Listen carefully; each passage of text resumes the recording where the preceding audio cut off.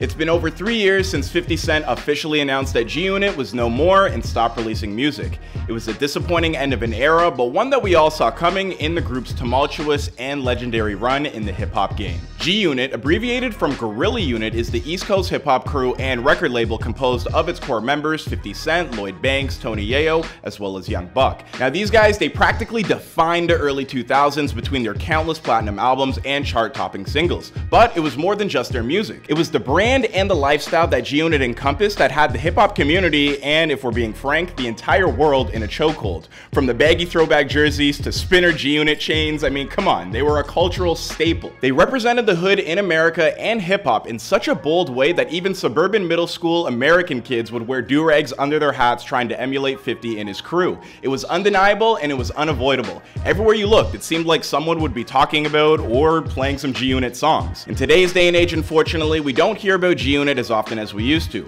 We of course see the mogul that 50 Cent has transformed himself into, but what happened to Lloyd Banks, Young Buck, and Tony Yayo? Keep watching to find out on our newest episode of Where Are They Now? In 2002, 50 Cent had signed a $1 million joint record deal with Eminem and Dr. Dre's labels Shady Aftermath. And after the ultra success of his debut album, Get Rich or Die Trying, which had features from multiple G-Unit members like Lloyd Banks, Tony Yayo, and Young Buck, this led to 50 quickly starting his own record label, G-Unit Records, where he immediately signed Lloyd Banks and Young Buck to begin working on their debut group project, Beg for Mercy. Tony Yayo was in prison at the time for most of this recording, so most of it was left to 50, Banks, and Buck, and the debut was a huge success as Beg for Mercy sold 5 million copies. At this point, G-Unit was on top of the world and looking to expand. West Coast rapper The Game, who was discovered by Jimmy Iovine and Dr. Dre, and placed in the G-Unit as an additional member. This seemed to work very, very well for the crew at the time, as G-Unit's main members were all mostly from New York, aside from Young Buck, who's from Tennessee.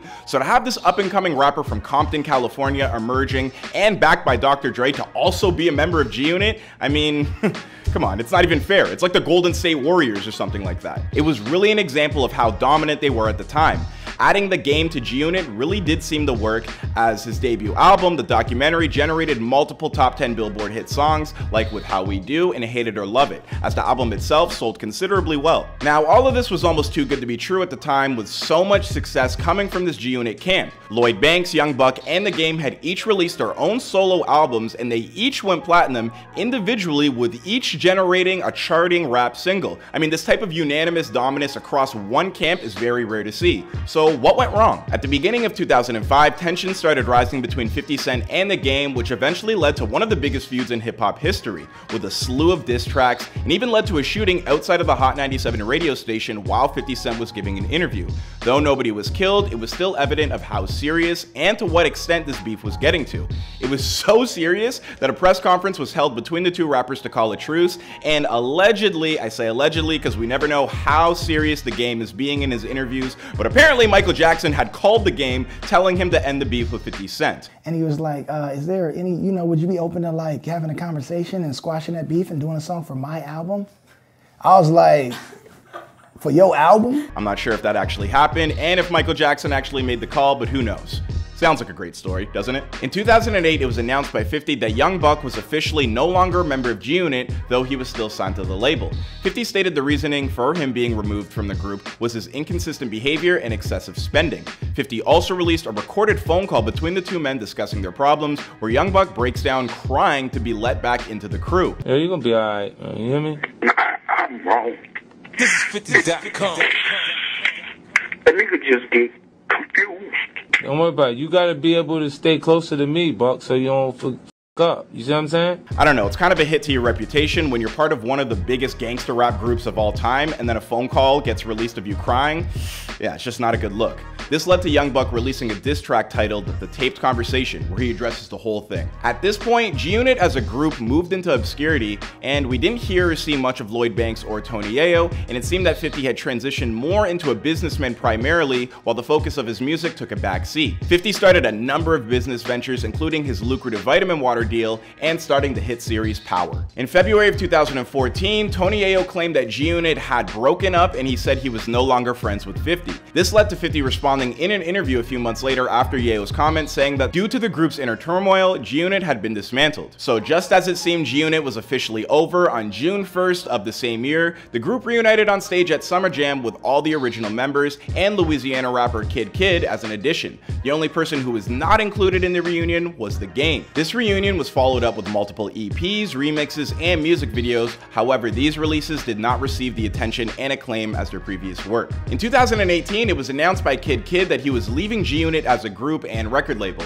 The same year, 50 released a song titled Crazy featuring PNB Rock, where he claimed that Lloyd Banks and him are no longer on speaking terms. Shortly after this, Banks announced his departure from the group, which now currently leaves only 50 and Tony Yayo on the roster. 50's career as a mogul blossomed and only continued to get bigger, but much of 50's mentality that he got from the streets had remained, as he seems to have a lot of tough love for the unit. As anytime 50 does an interview now and the group gets brought up, he's almost speaking down on them, even more recently stating that he wants to forget about G-Unit. I don't care to do that. I think I'd like to forget the G-Unit. What? So what are the rest of the G-Unit members up to now? Well, Lloyd Banks stayed pretty quiet from his 2018 departure up until now. So many fans were demanding Lloyd Banks music for years, and there's a point where it almost seemed that Banks had given up on himself when he tweeted, "Let's be real, ain't nobody checking for Banks anymore." Now, to his credit, Lloyd was dealing with a lot at the time, including the passing of his father, which apparently 50 wasn't very compassionate to Banks about, which, let's be honest, I'm not sure if compassion is 50 Cent's forte. Many wondered if we would ever get a new Lloyd Banks record, and lo and behold, this past June, Banks released The Course of the Inevitable, which sold 12,000 copies and received generally positive reviews. This was the first album Lloyd Banks had released in 11 years. Young Buck, who has probably had the hardest transition since departing from G-Unit, has filed for Chapter 7 bankruptcy earlier this year. To make matters even worse, 50 is going after him in court, stating that Young Buck still contractually owes him either 2 albums or $250,000 from his previous contract. 50's really asking the court to dismiss this whole bankruptcy application for this reason alone, which is pretty savage considering 50 is well aware of what Young Buck's financial situation is. Although 50 says that this is his problem to deal with, what do you expect from a man who publicly disowned and beefs with his biological son? I mean, 50 is a certified savage. Tony Yayo spent a good chunk of his early life with a young 50 Cent, teaming up to rap, hustle, and generally struggle through life together on the mean streets of New York City. But when 50 finally began to hit his stride in the early 2000s, suddenly Yayo was nowhere to be seen. Turns out his prior criminal activities had finally caught up with him, landing him behind bars for well over a year.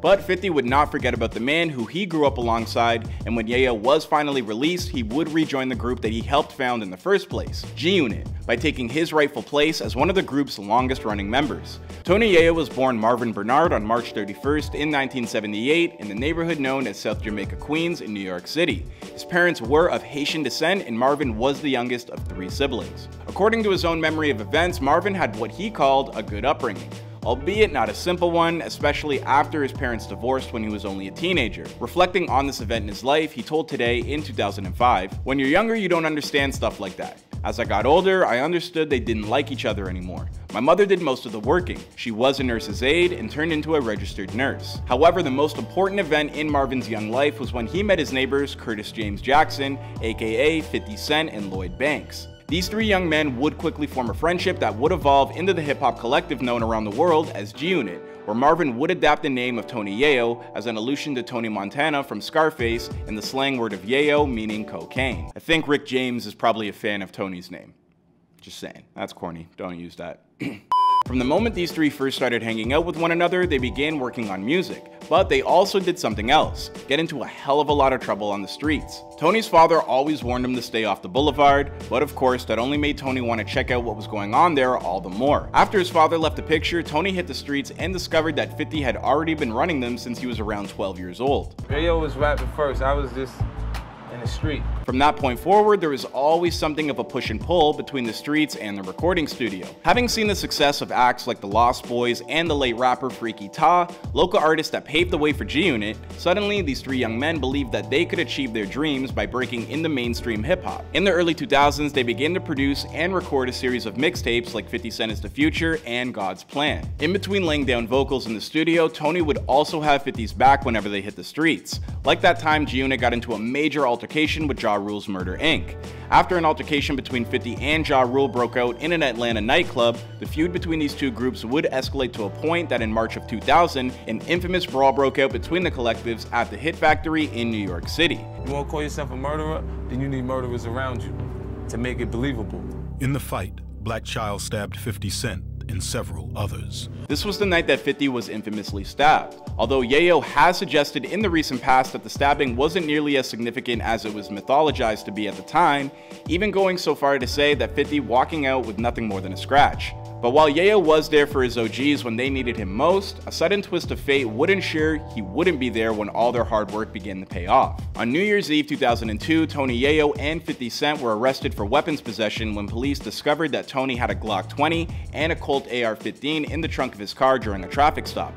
Weapons that he claims were not his, but owned by G-Unit security. Regardless of who the weapons belonged to, during a background check, the police came to realize that Tony had an outstanding warrant from a previous weapons possession charge, and this would result in him spending the next year behind bars. They staged it, you know what I'm saying? They told us we was in a traffic violation and made us move, and then as soon as we pulled off. While Yayo was stuck in prison, 50 Cent's career, and by de facto G-Units, began to take off thanks to the success of Get Rich or Die Trying. Afterwards, 50 was granted his own Instagram subsidiary of G-Unit Records, and he quickly signed his day ones in Lloyd Banks and Tony Yayo, even though Tony was incarcerated at the time. G-Unit's ranks would continue to swell and come to include new members like Young Buck in the game.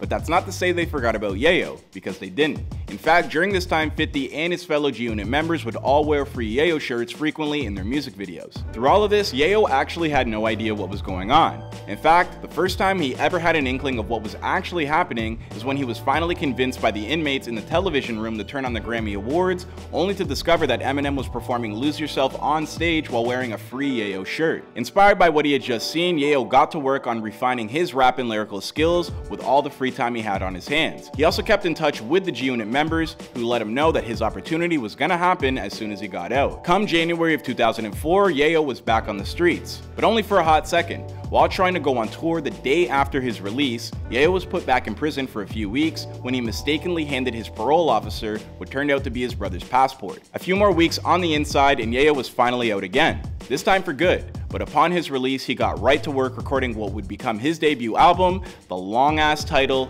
Thoughts of a Predicate Felon. Boasting the single So Seductive, Yayo's album would peak at the #2 spot on the Billboard 200 on its path to selling more than 1 million units worldwide. Yet despite the unquestionable commercial success, Tony Yayo would never go on to release another professional project, at least not at this point in time. A whole host of mixtapes, sure, but not an actual studio album. He'd still continue to appear on G-Unit albums and mixtapes, but his role subtly shifted into becoming more of a hype man for the collective than necessarily a featured artist. And that's okay. I mean, Tony Yayo, it needs to be said, is one of the best hype men of all time. Simply put, Tony didn't really have the same skill with wordplay as someone like Banks or even the appealing southern twang of Young Buck. Instead, what Tony is the best at and continues to be the best at is finding ways to hype people up, especially when it comes to his legendary ad-libs. He'd also become something of a pretty major influence on professional wrestling, through in a roundabout way. I mean, have you guys ever heard of John Cena? I mean, who am I kidding? Of course you have. This man has granted more wishes for the Make-A-Wish Foundation than any other person in the world. Well, Cena's infamous catchphrase, "You can't see me," yeah, it was actually created by Yayo as a dance move in one of his early music videos. But I gotta say, this had a generation in a chokehold. I'm telling you, y'all weren't outside. I was like, man, what are you doing? That looked like just ridiculous. He's like, no, man, this is Tony Yayo dancer doing this thing. And I'm like, I'll do it on TV. And he's like, I dare you. In the late 2000s, G-Unit began to become less and less influential as 50 Cent became more interested in becoming a major business mogul than a rapper. Then in March of 2007, Yayo was arrested again for the alleged assault of a 14-year-old boy, the son of Jimmy Henchman, and who Tony Yayo personally blames for the game's dissolution with the crew. Despite the arrest, Yayo would maintain his innocence, and 50 would later come through by providing video proof that Yayo wasn't at the scene of the crime when it occurred. The following month, Tony Yayo's mother's home was sprayed in bullets in what is believed to be retaliation by Jimmy Henchman. Thankfully, nobody was hurt, and in early 2008, all charges against Tony Yayo in regards to the case would be dropped. Since then, Yayo has kept busy behind the scenes in all types of hip-hop circles, and his long-rumored second album continues to be just that, a rumor. Although it should be noted that in February of 2022, he posted a new clip of himself to social media, hard at work in the booth, so maybe, just maybe, ladies and gentlemen, we're about to finally get that sophomore album that's been over 15 years in the making. Banks' story is one that involves tragedy, fallouts, and it's also a story of rebirth and resurgence, as well as a beef with one of his former childhood friends and former boss, 50 Cent. I mean, were you really ever affiliated with 50 if you don't have some sort of a beef with him? We will be covering this and more as we dive into the recent history of the punchline king, Lloyd Banks. Christopher Lloyd was born on April 30th, 1982 in New Carrollton, Maryland, but raised in Queens, New York. Being of African American and Puerto Rican descent, Lloyd was close with both his parents. However, his father did spend a large portion of Lloyd's childhood incarcerated. This left the young Lloyd Banks to be on the streets of Queens from an early age. Good thing he became friends with 50 when he was just 9 years old, and it helped him navigate the streets a little bit more freely. Like, I was walking to the store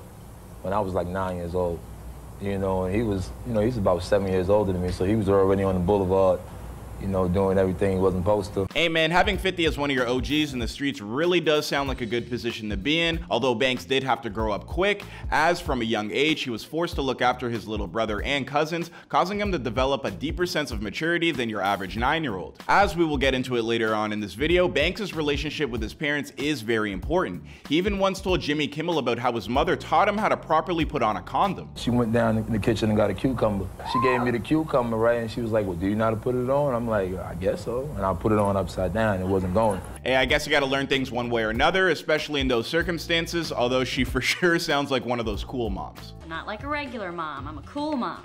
Not a whole lot else is known about Lloyd Banks' early life before the unit. However, in September of 2001, Banks was shot twice while leaving a nightclub in Southside Jamaica, Queens. He was hit in the back and stomach and got himself treatment at the nearest hospital. What's even crazier about this whole incident is that Banks recalls waking up the next morning in a New York City hospital bed on the day of the 9/11 attacks, and he says he watched the towers fall from his hospital bed.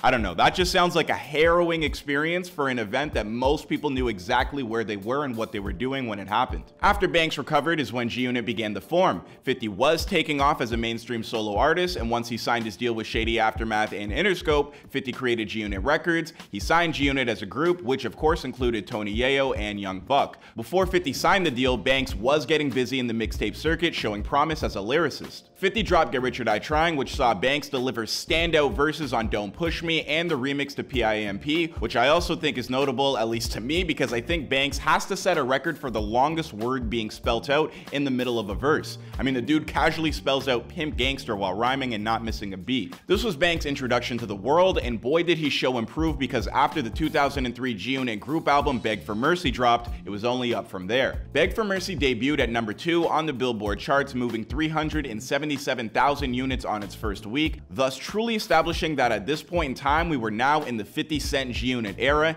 and Banks would only continue to add to this display of dominance exhibited by this dynasty when he decided to put out his solo efforts. Now, before we divulge into Lloyd Banks' debut album, I think we need to acknowledge the rapping style that Banks has developed, which has become praised by so many of his peers for years to come. And I think it'd be fair to describe Lloyd Banks as a rapper, meaning he does things that maybe the average fan doesn't pick up on or notice on a first listen, but if you make rap music, you absolutely understand how difficult it is to rap like Lloyd Banks. He has been crowned by many as the punchline king. Most of his lyrics are very bar heavy with these schemes and setups that end in these crazy metaphors or double entendres. This was a style that was very prevalent in New York and the battle rap scene. I mean, if you talk to any Smack URL or King of the Dot professional battle rapper, I guarantee you Lloyd Banks is one of their big influences. People like Fabulous, Lupe Fiasco, Lil Wayne, and Cassidy, and with the newer landscape of how music sounds today, I dare say that this is a severely underappreciated aspect of hip-hop, so I almost feel like the kids today may just never truly understand why Lloyd Banks is so good. I mean, this guy would say things like, I'm going grab checks and make my cash stretch longer than giraffe necks, or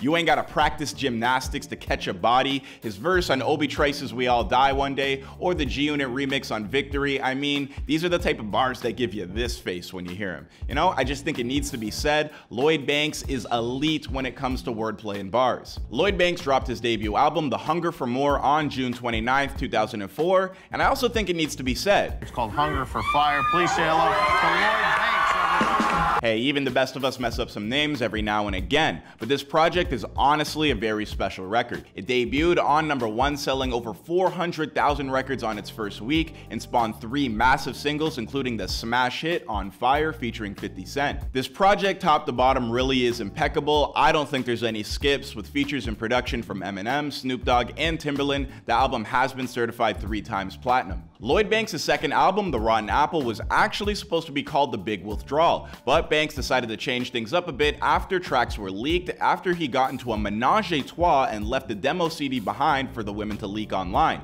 I know, what a crazy turn of events. The album sold 143,000 its first week, which was considered a failure due to his previous debut numbers. However, 140 for sure are decent sales numbers, but I guess when you work with 50 Cent and you're a G-Unit soldier, he expects better. Singles from this album include The Cake, Help, and Hands Up, which, if you've ever played the video game Saints Row 2, Hands Up was a banger on that soundtrack. Banks had some label disputes with Interscope in 2009, so he subsequently was dropped from the label and put out his third album on G-Unit Records. At this point, Banks had kind of been laying low in preparation for his third studio album, which was titled The Hunger for More 2, a sequel to his debut project. At the top of January 2010, Banks released the street classic Beamer, Benz, or Bentley featuring Joel Santana, which saw much commercial success and served as good promo leading up to the album release, which dropped in November 2010.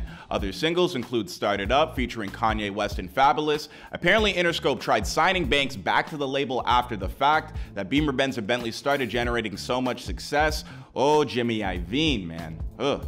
Needs to be tried for his crimes against hip-hop, I'm telling you. Ooh wee, look what that money maker do. I think it was around this time that one could confidently say that the G-Unit run of dominance was over. 50 was more so known for his business endeavors than being the biggest rapper. The game was booming as a solo artist who departed from G-Unit. Young Buck was beefing with 50, so the status of the group was highly questionable at this point. Even Tony Yayo claimed that the group had broken up. Then the group did make a slight reunion in 2014 when they appeared on stage together at Hot 97 Summer Jam. They would go on to release a collection of singles and mixtapes, but G-Unit broke up again not too long after this reunion. In June 2018, Lloyd Banks left G-Unit Records as announced by 50 Cent on his Instagram, and it didn't immediately seem like the two had any problems. I mean, 50 even encouraged his followers to check out Banks' newest mixtape in the post. Although, as time passed, tensions seemed to really rise between 50 and Banks, or maybe 50 just decided to speak on it. I mean, that man's always choosing violence. Much of the narrative 50 Cent is stating is that Lloyd Banks was lazy and did not have the drive to reach further heights in his rap career, as many people did often ask 50 Cent in interviews, why didn't Lloyd Banks pan out and become a superstar and reach his full potential? In an interview with Big Boy, 50 did have this to say. He couldn't even tell you, like, at any point when you speak to him what the problem is. I put him, like, where I put Marquise. Like, they just have something internally that's going on with them that gives them some sort of resentment towards me. And mind you, because a lot of 50 Cent's beef is deep-rooted, 50 is referencing his child Marquise that he has disowned when he says that this is the category he puts Lloyd Banks in with Marquise. Just adding some context so you guys know the type of human being we are dealing with here. I mean, he did say he would shoot Tony Yayo and Lloyd Banks if they ever dissed him the way Young Buck did. I don't think that'll ever change. Okay. I'd be really surprised if they did it. Like, I have someone shoot one of them. I have less compassion than the average human. 50 would continue to denounce Banks and Yayo anytime he was asked about them. He even gave this scathing quote in his quote, "Hustle harder, hustle smarter." He said, "I was out hustling. Banks was more content staying on his porch and watching the world from there. Banks wanted things to come to him, as opposed to going out and getting them for himself. That's not me trying to assassinate his character. The guy has Lazy Lloyd tattooed on his arm. He literally wears his laziness on his sleeve." I think it should be considered that Lloyd Banks did lose his father during this whole process, thus making it really hard for him to enthrall himself into maximizing his career potential. However, someone like 50 Cent, who has that soldier lieutenant mindset, feels like there should have been more reason to motivate Banks to be successful. There was a point where things seemed kind of bleak regarding Lloyd Banks. 50 was tearing him down left, right, and center, and it didn't seem likely that new music was coming out. I mean, he even tweeted out, "Let's be real, ain't nobody checking for Banks anymore," leaving fans wondering if Lloyd Banks was done with music. But to everybody's delight and pleasant surprise, Lloyd Banks released an 18-track album called The Course of the Inevitable, which saw a true return to form with Lloyd Banks giving us 5 verses once again, and contained features from Benny the Butcher, Freddie Gibbs, and Styles P. He even spoke about the anticipation of the release on the Joe Budden podcast when he called in saying, "I've been seeing that circulating through social media, they asking for it. Yeah. I'm good though. I'm happy. Put a lot of work into it, and I already know what the fuck it's gonna do. Banks also seemingly had words for 50 on one of the album's tracks, Stranger Things, where he raps, "Call me quiet, call me lazy, talent never faded. It's frustrating when your grinding ain't appreciated. Should have been dead in my 20s, shit, at least I made it. Guess I gotta prove myself again. Increase your payment." Hey man, the streets wanted more Lloyd Banks, and he delivered in somewhat of a full circle moment, as Banks himself did express he was pretty happy with the reception of his most recent album. There are few rappers who have a career arc similar to Compton rapper The Game. Born Jayceon Terrell Taylor on November 29th, 1979, The Game was a force to be reckoned with during the 2000s and throughout the 2010s up until this day, giving us classics like The Documentary, The Doctor's Advocate, and Jesus Piece, just to name a few. He was a member of the legendary hip-hop group G-Unit, but only for a short amount of time, which led to him leaving the group and having an incredibly intense feud with 50 Cent. Being one that never backed down or take the first shot, Game really has no shortage of rap beefs, some of which resulted in some very crazy moments that we absolutely will be getting into today. Even Game's name-dropping, reference-heavy style of rapping made it a spectacle every time he dropped a verse.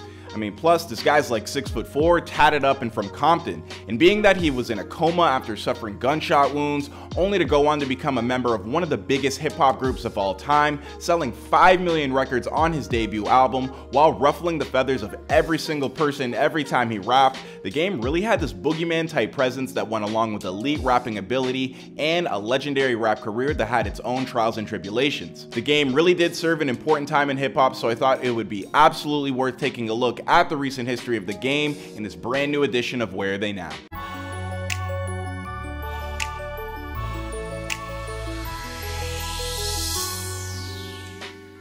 Game grew up in Compton, California, which at the time and is still considered by some as the most dangerous city in California due to its high crime rate and prevalent gang activity. Speaking of which, both of Game's parents, George Taylor and Lynette Baker, were both part of the Crip street gang, and they lived in a primarily Crip-controlled neighborhood called Santana Block, despite that Game did grow up to be a part of the Bloods due to his brother's ties in being a Cedar Block Piru Bloods leader. The Game went to Compton High School, where he was a standout basketball player. He did attend a handful of community colleges to be a hooper, but ultimately left his hoop dreams behind and turned to the streets. As he rapped in Old English, "Quick the team, I'd rather shoot rock with the fiends." Now let's fast forward to 2001, when regardless of what the song Dream says, is not actually around the time Dr. Dre dropped 2001, but it was October of that year, where Game was ambushed at his apartment and shot 5 times, which sent him into a 3-day coma. Game would eventually recover from the injuries, but during that time in the hospital, he studied all of the classic hip-hop albums and developed a strategy to become a rapper. After this, he dropped a mixtape with his brother, Big Faze. After a series of mixtapes, guest appearances, and making a name for himself in the underground scene, landing him a deal with Get Low Records, Game dropped a tape called You Know What It Is, Volume 1, which found its way into the hands of Sean Puff Daddy Combs, CEO of Bad Boy Records, who apparently was on the verge of signing Game in early 2003. However, at this point, every major was trying to sign the Game, and he ultimately ended up signing with fellow Compton native and hip-hop legend Dr. Dre with his label Aftermath Entertainment in 2003. Later that year, Dr. Dre and Jimmy Iovine decided it would be best to get the Game to work with 50 Cent and become a member of G-Unit. So for about 2 years, Game would be in the background of G-Unit music videos as he worked on his debut major project, The Documentary. Now before we get into that debut album, I think it should be acknowledged that The Game had one of the quickest come-ups from rap, deciding to become a rapper in 2001 to getting a major deal 2 years later. I mean, for some rappers it takes just that long to figure out what their style is, so this is more of a testament to how authentic of a rapper The Game truly is. In early 2005, The Game dropped his debut, The Documentary, which I personally think is an undebatable classic hip-hop album, spewing out singles like Hate It or Love It and How We Do,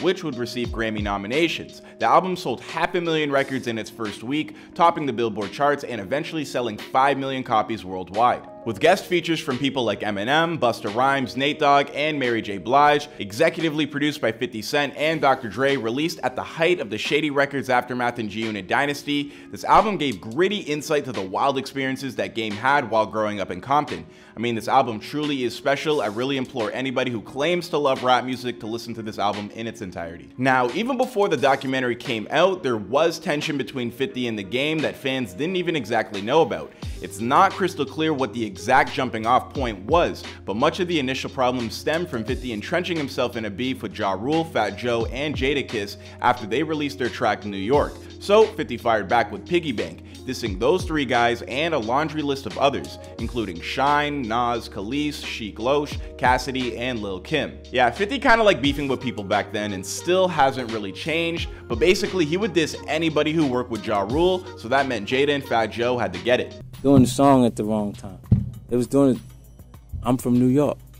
I was actually trying to help Ja survive what I was doing, and I liked the record, so I felt like it was gonna fix it. The Game, though he was part of G-Unit, had a good rapport and relationship with Jadakiss and Nas, so he opted to stay neutral in that whole situation. Kiss has been one of my homeboys from, the early stages of my career on the underground mixtape level, and Fat Joe is a dude who I got love for in the street. 50 did not like this. I mean, the way 50 saw it, if you're on my camp and you're on my team, then that means you need to ride and go to war with me the way guys like Tony Yayo and Lloyd Banks would, a G-Unit soldier, if you would.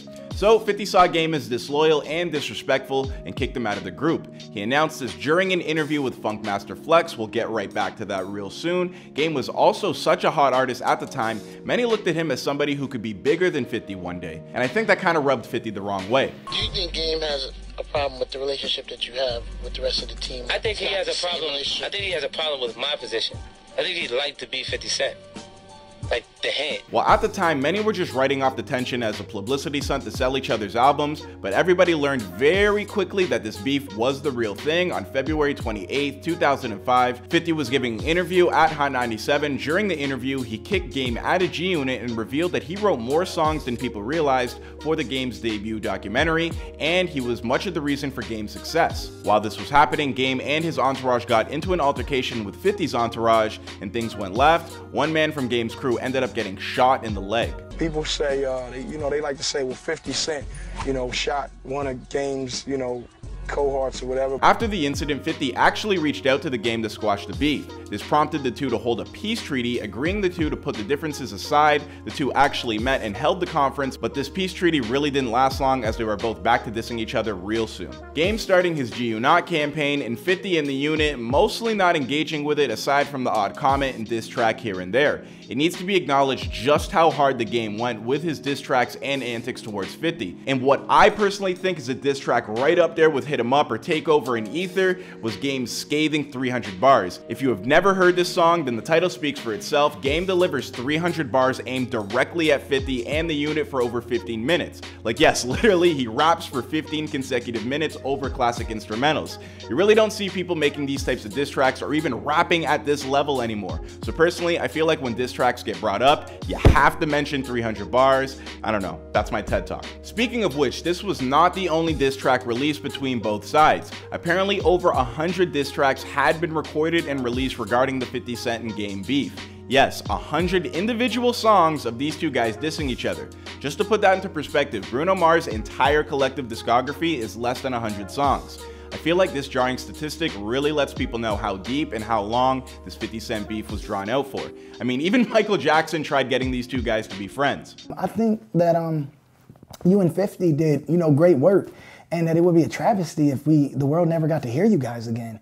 And he was like, is there any, would you be open to like having a conversation and squashing that beef and doing a song for my album? So after the Game and 50 feud died down, Game strived to make it clear that he did not need 50 or Dr. Dre. He left Interscope and Aftermath by signing with Geffen, another label with that whole Interscope subdivision. On November 14th, he dropped The Doctor's Advocate, which received much critical and commercial acclaim with hit singles like One Blood and Wouldn't Get Far featuring Kanye West. Now, while we're talking about Wouldn't Get Far, where Game and Kanye would pretty much expose all the models and video vixens within the hip-hop industry, I just feel like a song like this could not be made today. At one point, Game claims model Melissa Ford drove a Honda Accord and that she would do anything to get to the Grammy Awards. Years later, Melissa Ford spoke out on the song saying, "It was horrible. I swear to God, I wanted to kick him in his freaking Did you throat. ever bump into Game after that? Tons of times. What'd he say? Every time he sees me, he's like, Miss Ford, I'm sorry. I didn't mean anything by it. I'm just like, whatever.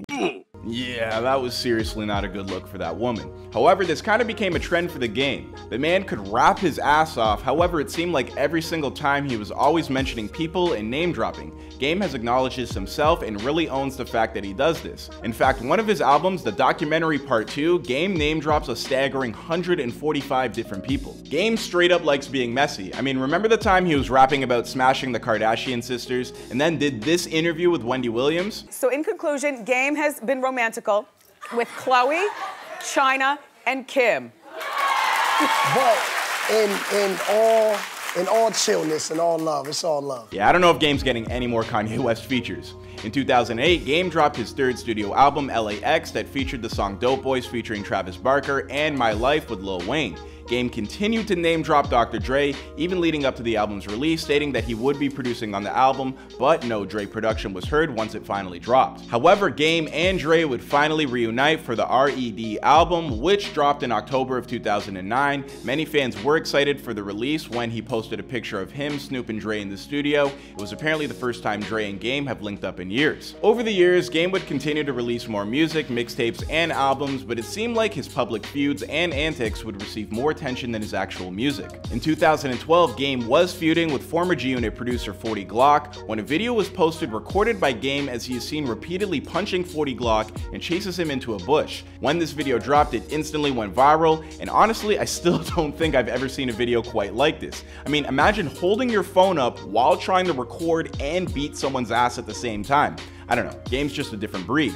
However, 40 Glock did take legal action after this incident. In 2014, Game had a very public beef with Meek Mill, trading diss tracks and going back and forth with one another. One of the standouts being Game's Pest Control, which amassed 18 million views on YouTube alone. The same year, Game would also be involved with a feud with Lil Durk. Given that at the time, Lil Durk was beefing with Cash Money artist Tyga, Game at the time was also signed to Cash Money, so he felt like he needed to have Tyga's back, and he hopped on the scathing Chirac to LA diss track. The two did resolve their issues, and thankfully nobody was hurt during this beef. However, Game kept having these public issues, and though he would evade them and make it work to his advantage, eventually something did catch up to him. That something being a sexual assault lawsuit that stemmed from his 2016 dating show, She Got Game, that featured Game in a Bachelor-esque dating show. Priscilla Rainey alleged that a date was set up between her and Game for the reality show, but apparently when the date actually happened, the lawsuit states Game was, quote, highly intoxicated on alcohol and drugs, which was typical, and sexually assaulted this plaintiff on several occasions that night. This included him forcibly reaching his hand inside her dress to rub her bare vagina and buttocks. In 2019, courts ruled that Priscilla was entitled to $7.1 million. However, Game appealed and evaded paying this sum for as long as he could, even not showing up to certain court dates. Rainey subsequently filed a motion requesting the seizure of Game's income, and in April 2020, she was granted ownership of Game's independent record label, Prolific Records, as well as royalties from his 2019 album, Born to Rap. This resulted in Rainey gaining full control over any salary the Game would receive through his imprint label, which was launched in late 2019. In November of 2019, the Game had addressed this legal battle with Rainey during an appearance on Complex's Everyday Struggle, calling Rainey a liar and insisted that he was never going to pay her. Wow. It's crazy how much avoiding that lawsuit ended up being detrimental to his finances in the long run. As of right now, Game is still releasing music and doesn't seem like the lawsuit has totally toppled his career, as he does have plans to release an album in 2021 titled 30 for 30, although no further information is known about it. I hope you guys enjoyed this look at the recent history of the Game. If you want to see a video chronicling all of the beefs that 50 Cent has or anything like that, please let us know in the comments down below. My name is Clyde Smith, and I'll see you guys in another video.